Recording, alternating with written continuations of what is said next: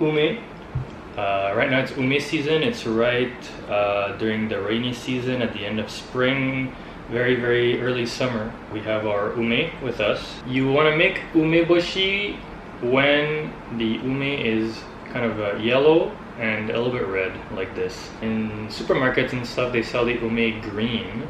You can let it ripen at home and they become super sweet smelling, a little bit like plums and peaches. But I think the Japanese ume, even though we call it plum, is more similar to apricots. So it should be the Japanese apricot, I guess. But regardless, today's subject, ume, yellow ume specifically, and we're doing umeboshi with them. So I have about 1 kilo. Let me go get it. What? About 1 kilo of ume with me. As you can see, yellow ume. It's been soaking in water to help clean them a little bit. I have a sieve over here, a big sieve. And I have a mat, a little chikawa mat. The reason you want to soak the ume is because you want to be able to kind of let all the dust kind of build up at the bottom, all the little imperfections, all the dirty stuff. Because ume is really fragile, especially when it's ripe, so it gets really soft. You want to be able to kind of mix it evenly in the water instead of kind of each one picking it up and having a risk of breaking it. The next step is, as you can see here, you know, our ume have the stem, so you want to be able to just remove the stem. People usually do it with chopsticks. They go like this and they kind of push it out like so, and then you have your clean little ume. I'm just gonna do that, and I'm just gonna remove the stem of every ume.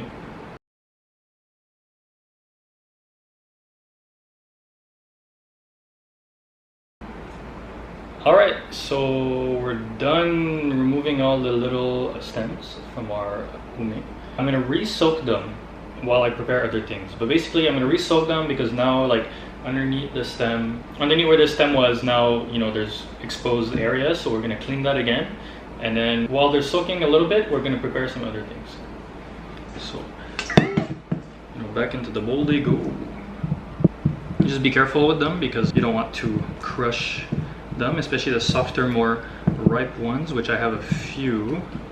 And you know, when you're removing the stems, don't worry too much about, you know, of course you want to be as delicate as you can, but if you damage a little bit, like, it's not a big deal, because anyways, you want the salt to be able to kind of penetrate, and the skin of the ume is pretty tough, so sometimes it's not necessarily good, but like it'll just help the salt penetrate a little bit, and you know, in the end product you'll have maybe some like slightly imperfect ume, but I mean, what's the problem with a little bit of imperfection, you know? In the meantime, we're gonna prepare a few things. So what do we need? We will need a sterilized glass or non-reactive jar, so ceramic, plastic, glass. Sterilized, so you know, if you have a dishwasher, just pass it through a dishwasher and it should be fine. Otherwise, you know, boiling water and mild soap or some kind of strong disinfectant alcohol will do the trick to disinfect everything. So yeah, disinfected, clean, sterile jar. Next up, you want some salt. Here I have with me some unprocessed, I think they call it aragio, which is like, I guess a coarse salt. It still has like some leftover moisture in it, so you can see it like clumps together a little bit. And it's really delicious. It tastes it doesn't just taste like salt, you know, there's a little bit of flavor to it. It tastes a little bit like the sea, it tastes a little bit sweet. It has some stuff going on, which is interesting, of course. And then something else, paper towels or a clean cloth, soft cloth to dry your ume. And then last but not least, for now, you want some pretty strong alcohol. In this case, it's a shochu that I got from Okishima in Shiga Prefecture on Lake Biwa. I went there to make funazushi last year, and they have this type of sweet potato that grows on the island, and they make their own sochu with it, so I got some sochu. You don't need a lot, just a little bit to like wet your ume, help disinfect them. First time I'm gonna try this. I've had this for a year and I haven't tried it yet, but I also haven't been to Japan in like 9 months, so let's see here. Pretty strong smell, honestly. I'll taste it, because of course you gotta know what it tastes like. Kanpai.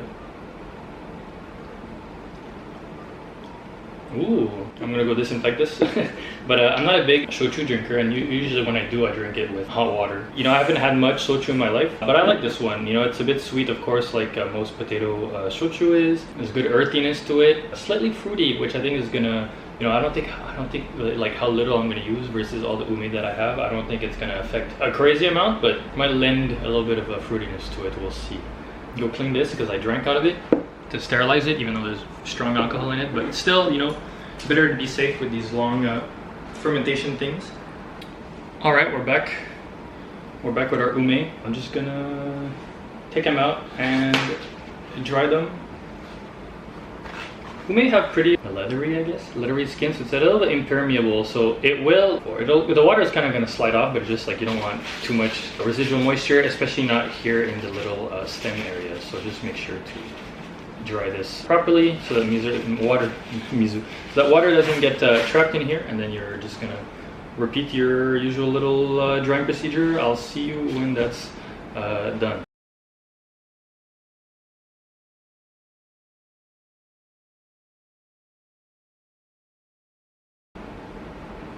So after a long and arduous process of drying all my ume and putting them in the colander, you know, stem side down, so that really everything kind of drains properly, we're now at the, you know, we're at the end now. Before I start packing them and everything, I just wanted to show, like, you know, a lot of these ume have little imperfections, you know, but all of these they're like sunburns, they're like little marks, you know, they're not rotten, it's not bad, it's not filled with bacteria.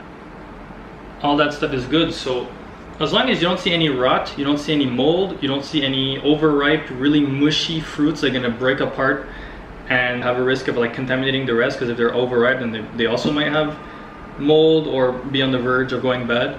So as long as you don't have any of those overripe ones that are super mushy, or you have moldy ones or ones that are kind of suspect, blemishes and marks and little, you know, like cracks, like they look like sunburns or something, like that's really not a problem. When it comes to preserved foods like this, first of all, in Umeboshi you're putting so much salt that, like, I don't think you should really be scared of, unless there's already mold, obviously.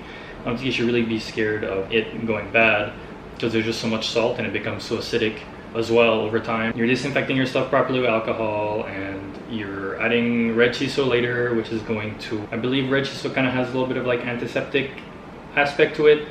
And then you're also going to dry them, which is going to further, you know, kill things.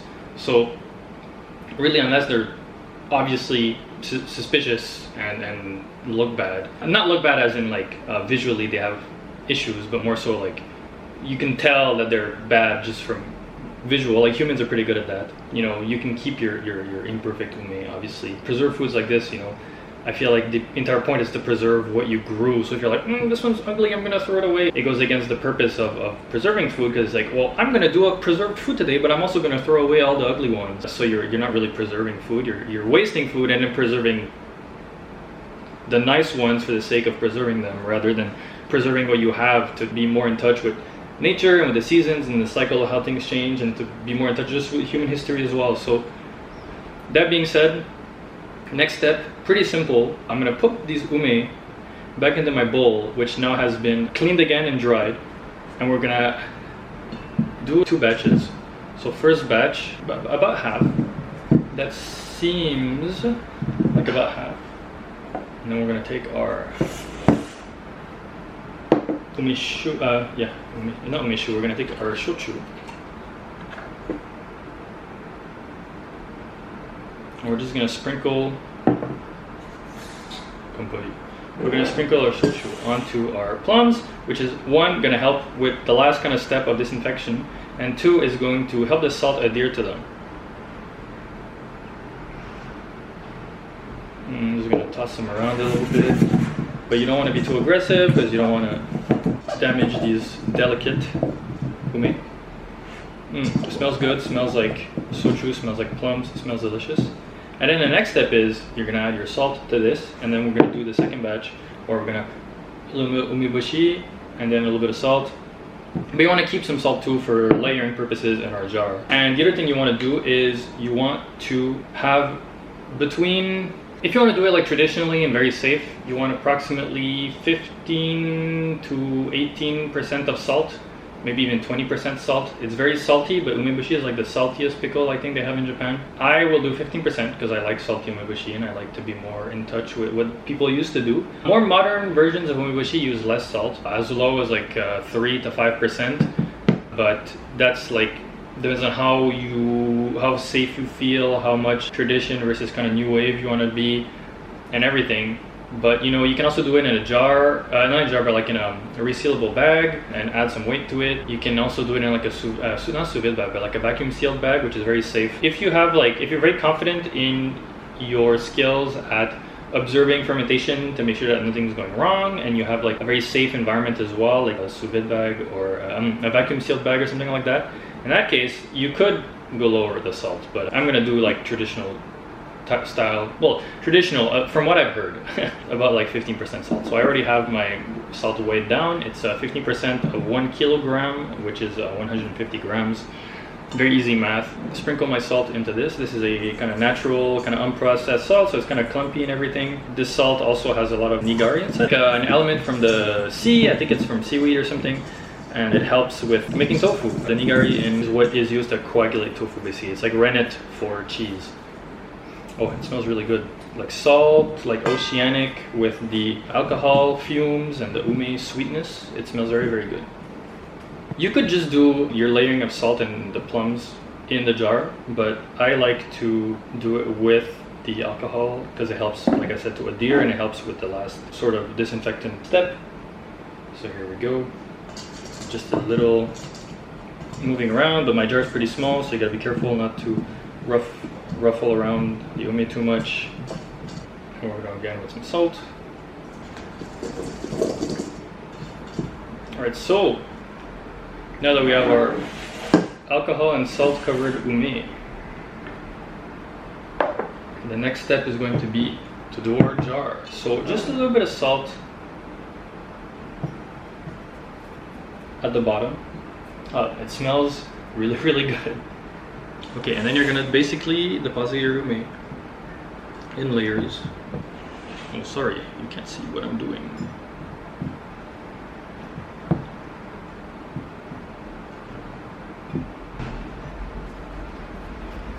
And what's nice about ume is that, I guess because of the seed inside, like the stone, it is a stone fruit after all. Because the seed inside, and maybe because of their dense flesh, it doesn't float really. You know, as the liquid builds up from the salt drawing out the ume juice, and as they just macerate in their own water, basically they're not going to float above the surface. So while you can add a weight, which is going to help with getting the stuff out, and it's going to help with being like safer because they're not going to be exposed to oxygen as much and everything, sink within their own juice, which is pretty nice. I'm trying to get a little bit more space. Umeshu and salt slurry. Sochu, ume, and salt slurry. Try to obviously get as much as you can in there. And just add more salt. The salt is going to sink to the bottom. My hands are like super covered in salt. So in theory, what's most at risk is what's on top, because it's what's more closely going to be exposed to oxygen. And as the liquid builds up, you know, obviously liquid is affected by gravity, so it's going to be at the bottom, but it's going to slowly build up. So the ones that are on top that aren't going to be submerged are going to be the ones that are at risk. So if you have a little bit more salt on top, it's not too much of a problem, and then you just kind of want to distribute the salt. This is looking good. You can add a Ziploc bag full of water to weigh it down, but otherwise, you know, you just kind of let it do its thing. You mix it a little bit every day to make sure that it's completely submerged in its own salt, juice, water mixture. Keep an eye on it. If it starts to look suspect, you can try to salvage it. We'll see together. I'll keep filming over the next few days to see how it goes. But basically, this is the end of step 1. Thank you so much. Hello. Hello. Me and Kosar taking it easy today, but this important thing I have to do today, which is check my umeboshi and how they're going. The current step is The plums are soaking in their own brine. It's entirely the water that came out of the plums themselves. And this is what I have. When I was making this, I was saying how you want to make sure that the plums are submerged and that they should make enough brine that you shouldn't have any issues with them being fully submerged, depending on many factors. In the end, I think my jar is a little bit too big, so what ended up happening is the umi were like too spread out. They didn't go as high up as I would expect. They weren't as tightly packed as I would expect, so the brine was like a little bit below where the umi should have been, like maybe over here. So what I ended up doing was took a bag of water and I put the bag of water in a bag. That way if the bag of water somehow rips, it'll rip into the bag so it won't dilute the brine and make this like a risky ferment. I added that on top, which is, first of all, water expands. Well, not expand, it expands to take the space that it needs to in a container. So in this case, that's what it did, which is why it's able to press down on the plums kind of evenly, distribute the weight evenly. I'm looking at my plums right now. They're all pretty much looking good. They're not, rotting. They're under the brine. They look intact, more or less. Like maybe a few of them were a little bit damaged by my shaking around and mixing around from the hole where the stem was. Like if some of them had been damaged when I removed the stems, then it's very possible that because there's like a little hole and because of the weight and being like moved around, that a little bit of like plum meat came out. But if you look at it, like the liquid is still pretty clear. It's not super cloudy, which means that there's not that much plum meat inside. You kind of keep it this way for a while because it's the rainy season right now, so it rains almost every day or like almost every night. You want to have like 3 consecutive days of sunny time to dry your plums. But before you dry them, it's nice to get some red shiso and prepare that as well, but we're not there yet. Basically what I'm going to do, this is the plan anyways for me, I'm going to wait until the rainy season's over, which is also when summer officially starts. And when summer starts, like you get some pretty nice red shiso. So I'm probably going to go to Ohara and get some red shiso and then use that red shiso for my plums.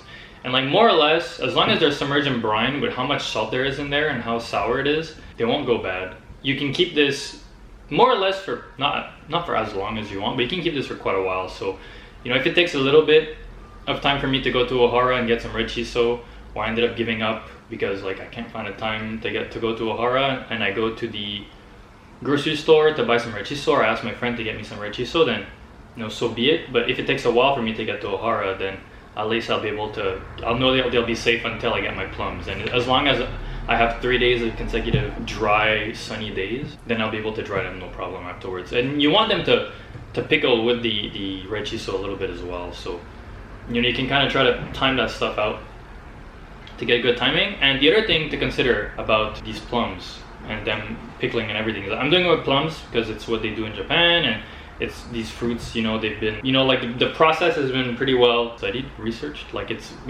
there's that passed down knowledge. But you can do this with almost any fruit. It's just that plums do it really well because their flavor profile, their acidity, the seed inside has a very strong flavor. So as they pickle, the seed kind of brings out its flavor as well. But you can do it with almost any fruit. Like I have a friend, he used to make them with ground cherries, and ground cherries are a lot smaller. So you have to consider that too when you're doing it. Like the size is going to affect how much salt you want to put in, and it's going to affect like how careful you are, because if they're very tough like this, then you don't have to be so careful because the skin is pretty thick.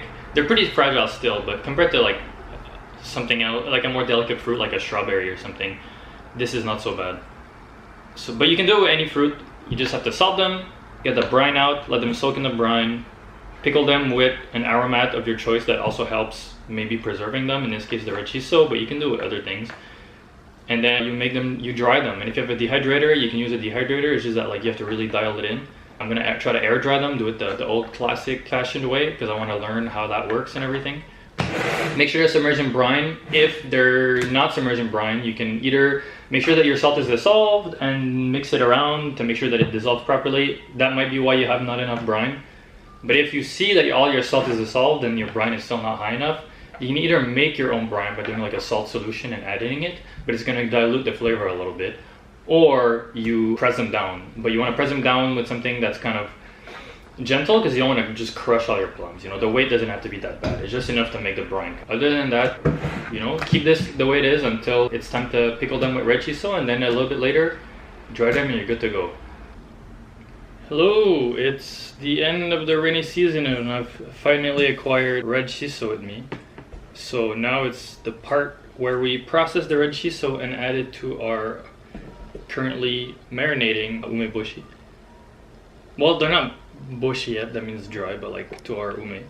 So it's really simple. I've picked it off of the stems. Well, the stems. I've picked the leaves off of the stems and I've cleaned them, and the only thing left to do is add some salt and really kind of squeeze them and stuff. So that's what we're gonna do.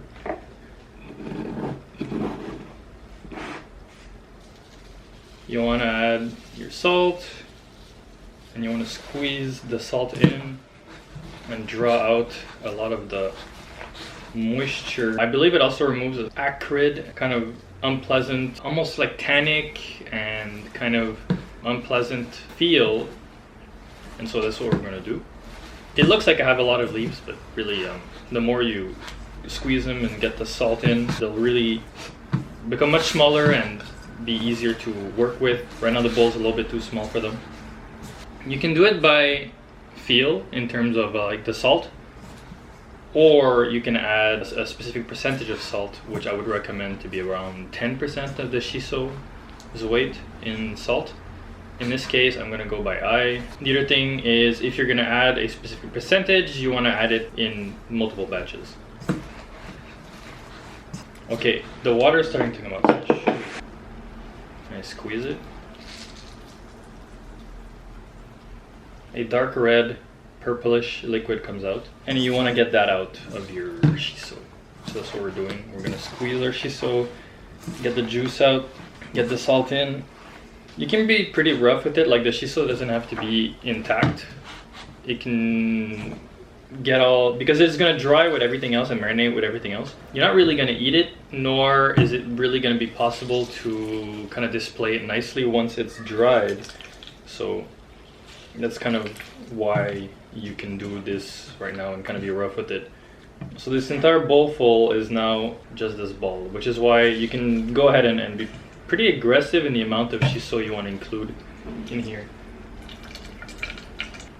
Kos is meowing, you might be able to hear him. If you leave a door open to the bathroom, he's gonna go in the bathroom and start meowing because he likes the echo. The more you do this, the darker the juice is gonna get. And it's also very fragrant.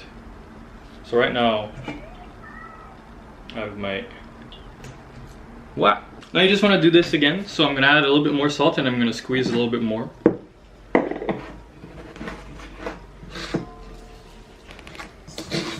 Round two. You want to get a lot of moisture out of it. And you want the delicious aroma to come out. Just keeps getting darker and darker. And Kos is getting more and more excited, so it's like a race against the clock to go play with Kos. If I don't play with him soon, he'll start meowing constantly for the next 2 hours. You do this 2 or 3 times until you can't squeeze out more juice from your shiso. Which is, I'm nearing that point. As you can see, that the juice just keeps getting darker. I believe that this is the point that you want to be at.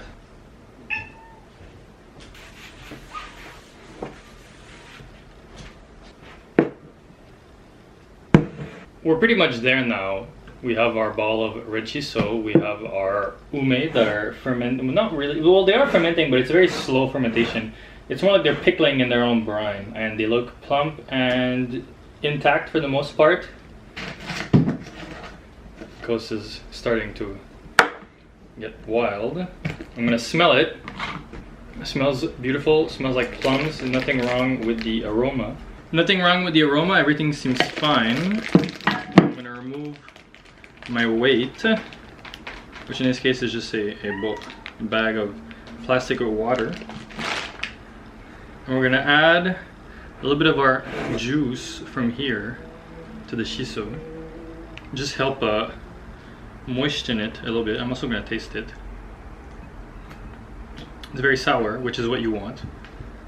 Kos is intrigued about what's going on.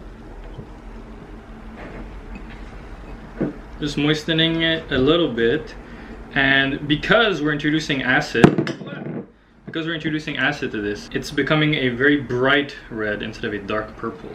It smells amazing, actually.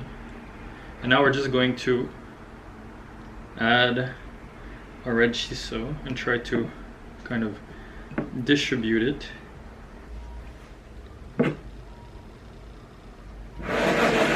Trying to get it in contact, submerge everything. As you can see, there's already a beautiful color that's starting to come out. That's more or less where we want to be. I'm gonna put my weight back just so that everything stays submerged in our brine. Here we go. Needless to say, the entire time my hands have been cleaned and sterile so that I can kind of play around in here. Yeah, now that the red shiso has been added and everything is being weighed down, you just kind of let color spread out and do its thing. You can always mix it every once in a while, but basically now that you have your umeboshi in the making, so you have your red shiso, you have your brine, and you have your plums themselves, and you have a weight to make sure that everything's submerged and stays out of oxygen. There's so much salt in here, there's so much acidity in here. The red shiso also brings a sort of antibacterial property, I believe. So you can let this marinate for as long as you want for really the color to seep in and the flavor to seep in, and then eventually you'll dry it when you have enough time outside, enough sunny and hot days subsequently to be able to dry this properly, which is going to be the next step, but we're not there yet.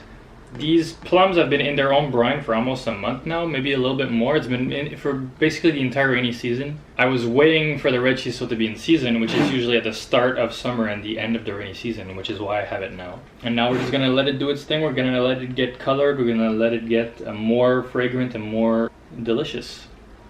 Really, it's that simple, at least for now. It's already starting to become beautiful, and I can't wait to see how it's gonna end up.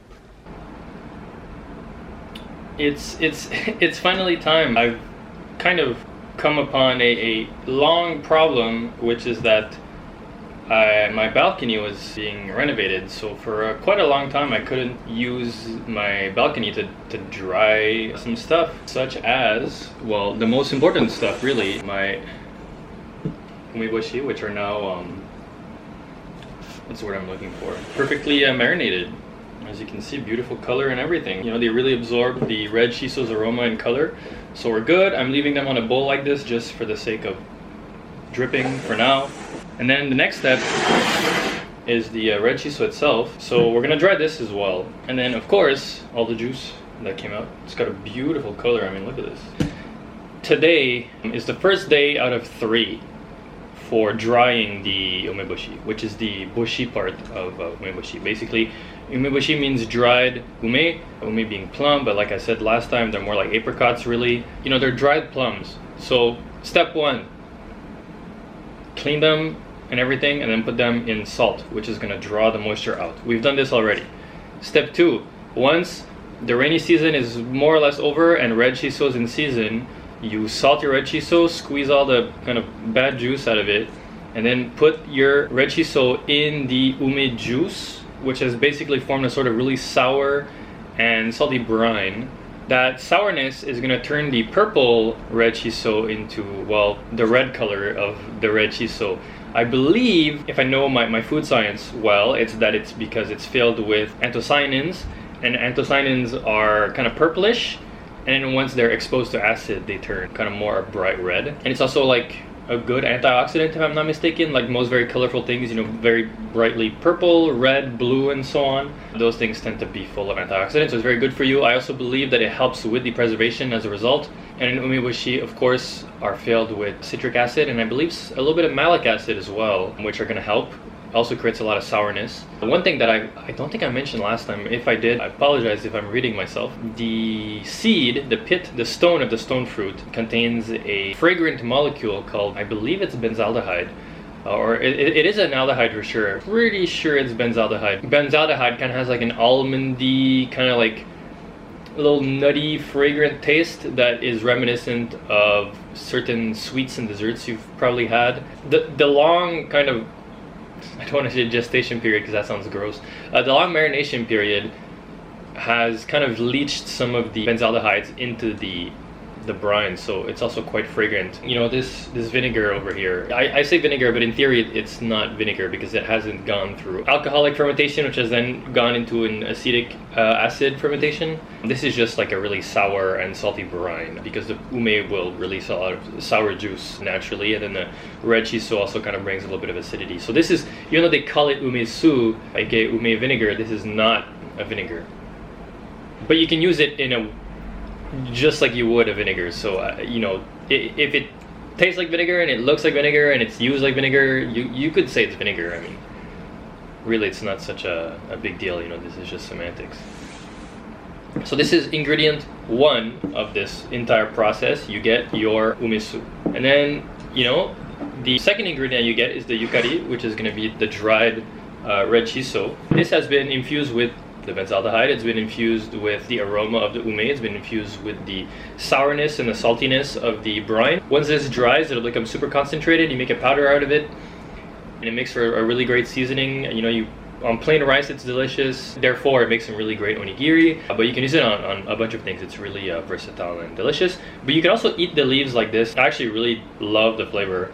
They're quite sour, they got the little, you know, almondy stone aroma, they got the fruitiness of the plums, they got the shiso's, like, you know, antioxidant kind of, like, it's floral, it's, you know, it's fragrant, it's really fresh, a little bit powdery, if perfume terms, like when they say something is powdery, this has a bit of that, like just like green shiso does.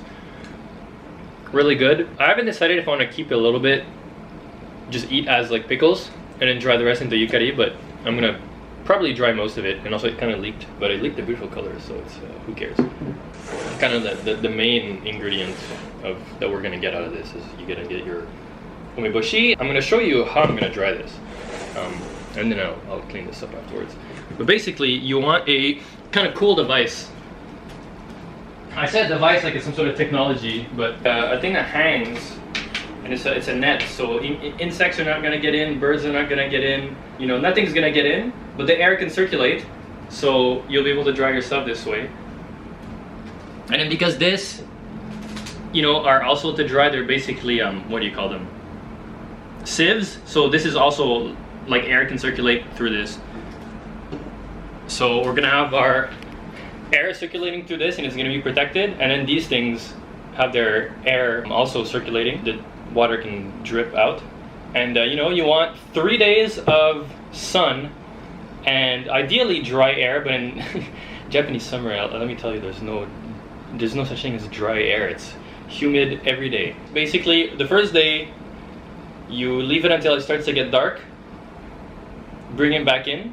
Next day, take it out again, leave it until it gets dark, and then take it back in. And then the third day, you're gonna leave it until it gets dark, but then you're gonna keep it outside, and then it's gonna slowly finish like a more gentle kind of drying out overnight, and then you should be done. But of course, dry them until you like the texture, you like the concentration of flavor, and also depending on temperature, depending on dryness, depending on sun exposure, depending on many factors, it might speed up or slow down the process as well. So do it by feel, do it by what you want, and do it by, of course, safety. But usually I always think generally 3 days and 1 night is what I usually hear people say. So that's what I'm gonna do as a baseline. I'll just go put it in the net.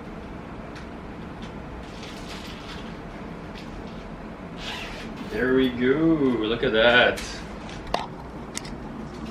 Red shiso stain. Yeah. You're gonna let it dry like this. Right now they're at an angle, so I might kind of move stuff around a little bit. This thing's in the way, and it's kind of a weird setup, but so be it for now. I think this is gonna dry fine. Ideally you want to make it more flat, but this should be fine. Take this out onto the balcony where it's gonna get plenty of sun. We're pretty high up, so it should be getting a lot of hot air as well. We'll say goodbye to the umeboshi for now. It's time. After about nearly 2 months It could have been done faster, but unfortunately, I went through a few delays, but finally done. After 2 months-ish and 3 days of drying, I finally dried and completed my umeboshi. All that's left to do now is to pack them in a way that will make them last for a while. So as I explained the last time, I dried them for 3 days. So 1 day in the sun, and then once it gets dark, you pull it back in. Next day, same thing. Next day, leave it out all day in the sun, but then you leave it overnight, have one final kind of slow and more gentle kind of curing thing going on. So now, as you can see, they're dry, they're all like, when you touch them, they feel soft, but they still have a little bit of like juiciness inside of them. Like the outside is quite dry, they're all kind of, what's the word I'm looking for? They've shrunk down onto themselves, but there's still some springiness. They're not fully dry, like almost like, they don't feel like taffy. They feel like dried fruits, and they should smell really, really amazing. So that's what you want. And you want a sterilized jar, and you want your little, in this case I have my umesu. You don't need to use umesu for this.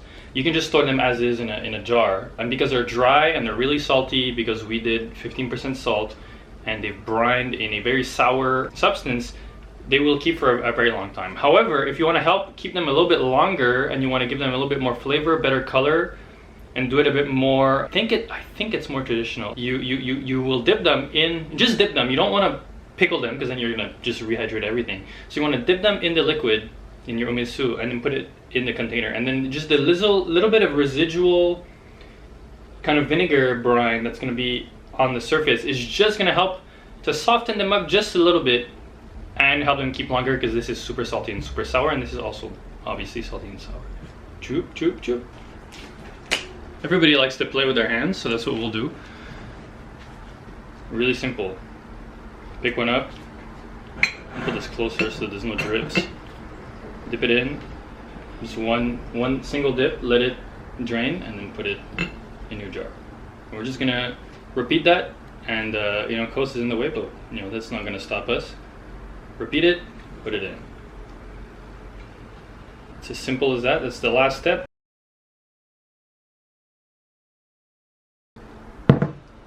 We're done. As you can see, I've jarred them. They're covered in just a tiny layer of the juice of the vinegar, which is not vinegar, as I previously stated. So the ones at the bottom are going to be a bit more juicy and concentrated in flavor. The ones at the top are going to be maybe a little bit more, a little bit more light in flavor, but like umeboshi is a flavor bomb no matter what. Just the fact that we dipped it in vinegar, it gives them a little bit more of that like moisture, brings them back just a tiny bit to life, just makes the skin just a little bit that much softer, and makes them just a little bit more juicy. I'm a little bit touched. This morning I took them out. I woke up early, I took them out from outside. I brought them back in actually, so I took them in. I was so excited, and it smelled so good, and I really kind of held back from trying one, because I wanted to try one on camera after all this time. I wanted to make sure, I'm touched, and now it's like, are they actually good? According to my girlfriend who ate one this morning, they are good. They're very good. Gave her the energy she needed and everything. That's what she told me. But am I going to be satisfied? Because this is my own work, So I'm very critical of what I've done. Am I going to be satisfied? So let's see. I have my little umeboshi over here. I took a pretty nice specimen, one that has maybe a little bit of blemishes, but those were, they were already on the ume to begin with. And it's got a nice softness to it. It's pretty dry. This one has not been soaked in vinegar, as I will consume it immediately. Here goes. Oh yeah, the skin is pretty thick.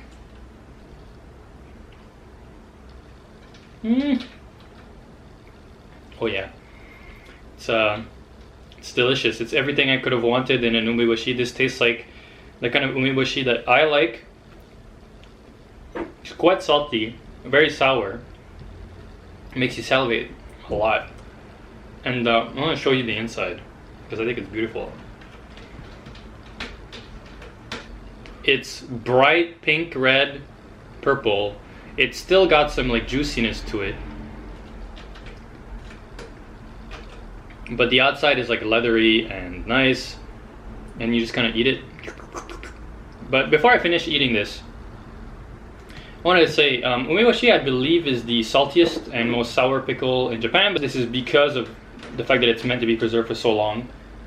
So, you know, if you don't like super salty or super sour things, you can make it less salty, obviously. And the sourness just comes from the plums themselves. You can make it less salty if you want. You know, I did 15% salt approximately, but you could do as low as 3% if you want to get like fermented umeboshi, but they might get a bit of that like alcoholic flavor to them. So I would recommend maybe like 7% to really have a slow fermentation, and they will be less salty as a result. But then you can't keep them as long, so you know, it really depends on what you want. But I wanted to be in touch with the past and do something that was more representative of how they used to be made. I believe if I wanted to be even more authentic, I would put no red shiso, but red shiso is like a modern thing. And I love the flavor of red shiso, so I decided to do a red shiso, obviously. So here goes. And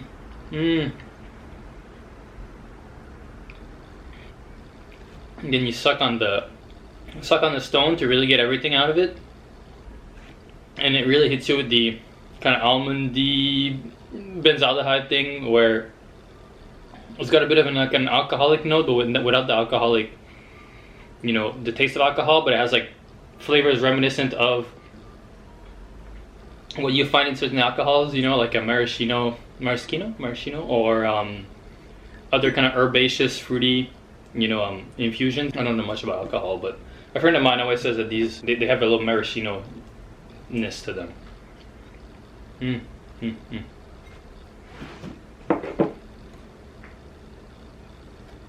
Absolutely delicious. I'm more than satisfied with the result. It's kind of a dream of mine to make umeboshi. Actually, it was one of the things I was looking forward to doing in Japan. I could have done it in Canada. It's just that it's a lot harder to find unripe or ripe ume, and it's a lot harder to find a red shiso. But you don't have to do it with red shiso, obviously. You know, for me, it's been a really long adventure. For you, it's only been, I don't know how long the video is going to be, like 40 minutes. But, you know, really, if you have the ability to do these, like if you have a place where you can get like unripe or slightly, not unripe, well, slightly unripe, and then you let them ripen at home, apricots or plums, or even better, Japanese plums. I urge you, please do umeboshi. It's really delicious, and you can eat it in so many ways. On rice, in an onigiri, which I guess you could say similar to on rice. You can make a paste out of it and serve it with like grilled fish or meat. You can eat it as is, just have a little boost in the morning. You can kind of break it up and make it into a salad dressing, which goes really well with like summer vegetables. You know, once you taste it, you'll see the potential. You'll see everything that you can do with it. You know, it's fruity, it's salty, it's sour, there's deep umami to it. There's like a powdery kind of floral note because of red shiso, or not, but even then, like, you'll get the benzaldehyde and everything. It's just such a beautiful ingredient, and I'm so glad that I was able to make some. Thank you so much. Please, if you can, try it out. Otherwise, thank you for watching. I'm really happy with this. This is like my first really long-term video where I did many steps over a very long period of time. Of course, it was longer for me because of the delays, but whatever. I'm very grateful. Thank you.